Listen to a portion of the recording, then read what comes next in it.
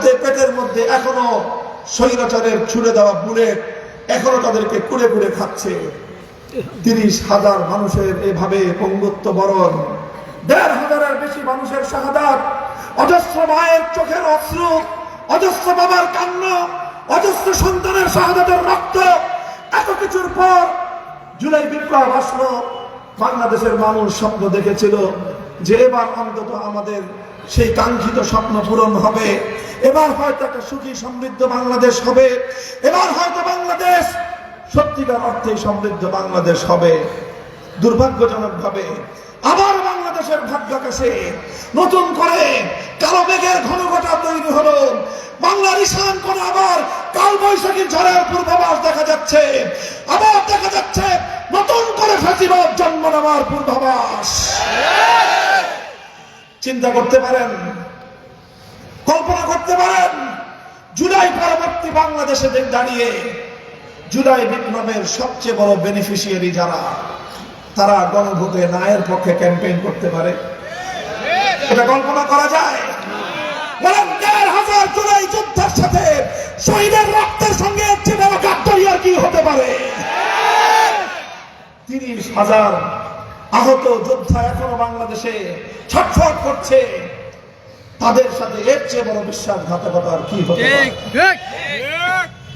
সংগ্রামী সাথী ও বন্ধুগণ, ইতিহাসের এইরকম এক ক্রান্তিকালে এসে বাংলাদেশ জামায়াতে ইসলামী, বাংলাদেশ খেলাফত মজলিস, জাতীয় নাগরিক পার্টি এনসিপি, খেলাফত মজলিস, নিজামে ইসলাম party, Bangladesh Khelafat Andolan, AB party, liberal democratic party, Jagpa, Bangladesh development party, Bangladesh labour party, 11টি দল আমরা হাতে হাত রেখে বললাম, আমাদের নেতৃত্ব নয়, কোন ব্যক্তি, কোন দল, কোন জোটের ভাগ্য পরিবর্তন নয়, বাংলার 18 কোটি মানুষের ভাগ্য পরিবর্তনের জন্য আমাদের ঐক্যবদ্ধভাবে রাজনীতি করতে হবে। সে ঐক্যের স্বপ্ন থেকেই আজ বাংলাদেশে ঐক্যবদ্ধ 11 দলীয় নির্বাচনী ঐক্য তৈরি হয়েছে।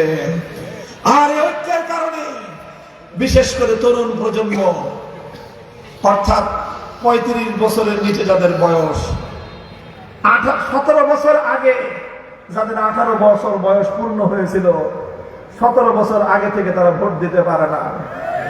ভোট দিবে কেমনে? একবার বিনা ভোটের নির্বাচন, আরেকবার রাতের ভোটের নির্বাচন, আরেকবার দামি প্রার্থীর নির্বাচন। এইভাবেই ব্যালটের অধিকার ছিনতাই হইতে হইতে মানুষ তাদের বয়স প্রায় 40 ছুঁই ছুঁই, আজও পর্যন্ত একবার ভোট দেওয়ার সাপ পায় নেই তারা। এবার তারা ভোট দেওয়ার জন্য অপেক্ষমান, তারা মুখিয়ে আছে, তারা পরিবর্তন চায়।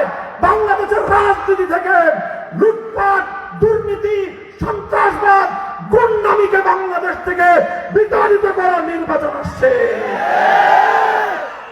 মনে রাখবেন, তাই এবারের আসন্ন 12ই ফেব্রুয়ারি নির্বাচন শুধু একটা ক্ষমতার পালাবদলের নির্বাচন নয়, এটা বাংলাদেশের নতুন করে রাজনৈতিক বন্দোবস্তের আমূল সংস্কারের নির্বাচন, এটা পরিবর্তনের নির্বাচন। এই নির্বাচনে 2টা ব্যালট থাকবে। একটা হবে সংসদ নির্বাচনের ব্যালট, যেখানে প্রতীক থাকবে, মার্কা থাকবে, রিক্সা মার্কা, ধানের শীষ মার্কা, অন্যান্য মার্কা থাকবে। সেই ব্যালটে সিল মারবো কোন মার্কায়? কোন মার্কায়?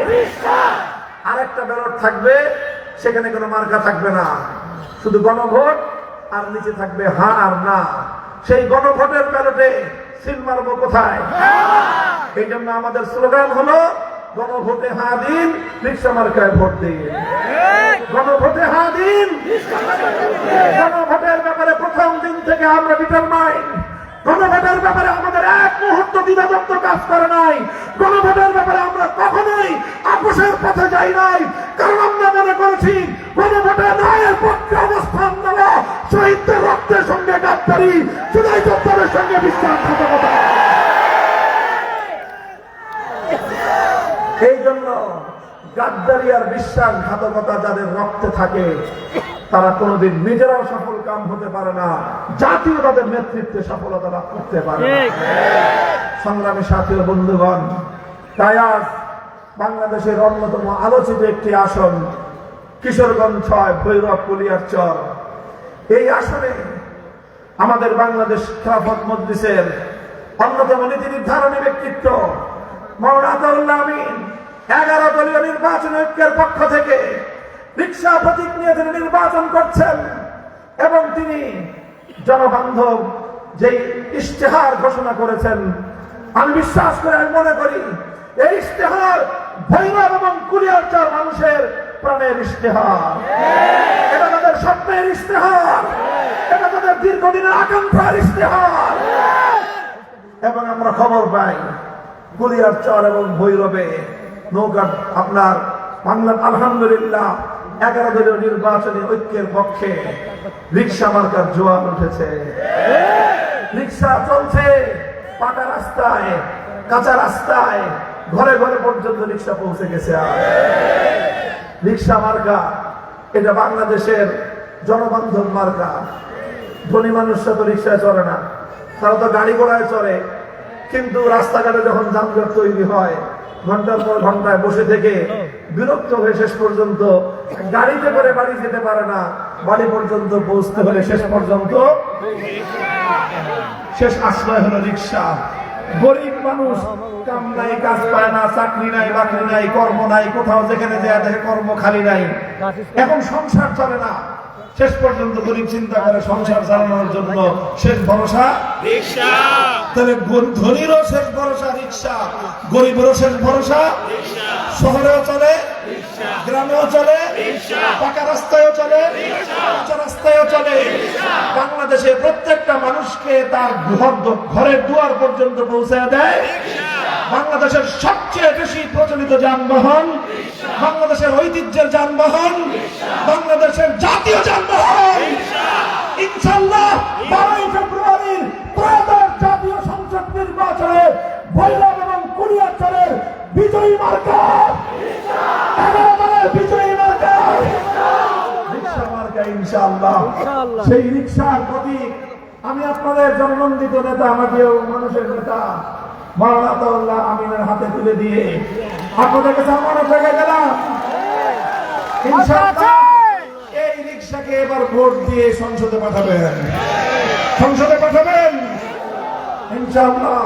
মাওলানা আতাউল্লাহ আমিন যদি জাতীয় সংসদে যায়, তার বলিষ্ঠ কণ্ঠস্বর ভৈরব জেলা সহ আপনাদের যে সকল দাবি দেওয়া আছে সেগুলো আপনাদের মাটির সন্তান আদায় করে আনবে ইনশাআল্লাহ। আমরা আমাদের জায়গা থেকে সর্বোচ্চ সহযোগিতা দিব ভৈরব কুলিয়ারচরের মাটি এবং মানুষের আকাঙ্ক্ষা এবং তাদের চাহিদার প্রতি আমরা সর্বোচ্চ সম্মান, সহযোগিতা এবং সমর্থন আমাদের অব্যাহত থাকবে ইনশাআল্লাহ। নাসরুন মিনাল্লাহি ওয়া ফাতহুন করিব।